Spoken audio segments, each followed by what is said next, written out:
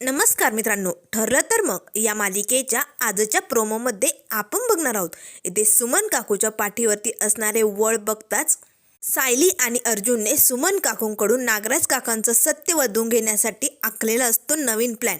तर इथे नागराज आता महिपतला राखण बसलेले असतानाच महिपत म्हणू लागते, नागराज शेठ एवढे का घाबरलात? अहो एवढे दूर का बसलात? एकदाच नरडं काय आवळलं, तुम्ही एवढे घाबरला? एकदा बेडूक काय येतो मला राखण करायला आणि एकदा चिचुंद्री काय येते आणि दोघेही माझ्यापासून दूर पळतात, एवढे घाबरतात मला. आता नागराजला मात्र राग येतो. तेव्हा लगेच रागातच नाग्या येऊन महिपतचा गळा आवळतो आणि मला लागते, महिपत अरे निस्ती तुझी जीभ चालती, जरा डोकं चालव. अरे पोलिसांना आणि त्या अर्जुन सायलीला फक्त एवढंच माहिती आहे की दादा आणि वहिनीचा ॲक्सिडेंट तू घडून आणलाय.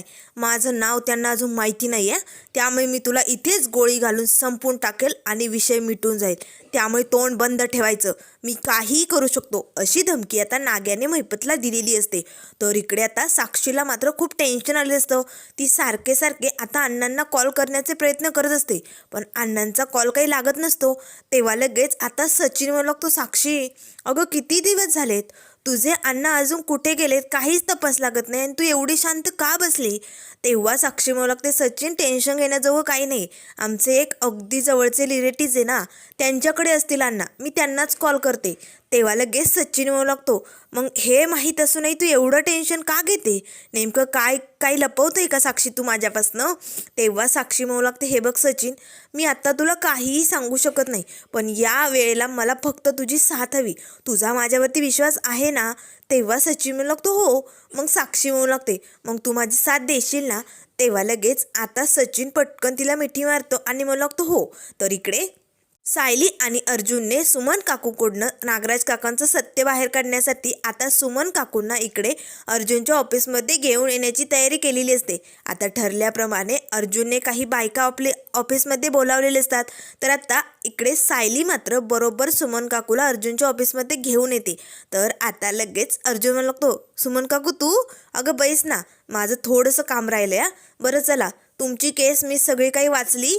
तुमच्या केसमध्ये तुमचे नवरे तुम्हाला मारहाण करतात ना, असे आता ज्या 3 समोर बायका उभे असतात त्यांना अर्जुन विचारू लागतो. आता सुमन मात्र घाबरलेली असते आणि त्या बायकांकडे बघू लागते. तेव्हा त्यातली एक बाई म्हणू लागते, हो माझा नवरा एक नंबर नराधम आहे, मला खूप मारतो. आजवर मी त्याचं सहन करत गेले, पण आता नाही, आता बास. त्याच वेळेस दुसरी बाई म्हणू लागते, हो माझा नवराही खरंच गुंडांच्या नादी लागतोय आणि दादागिरी करतोय. मी त्याला लय वेळा सांगितलंय असल्या गुंडांची साथ सोडून दे, पण तो ऐकायला तयार नाही.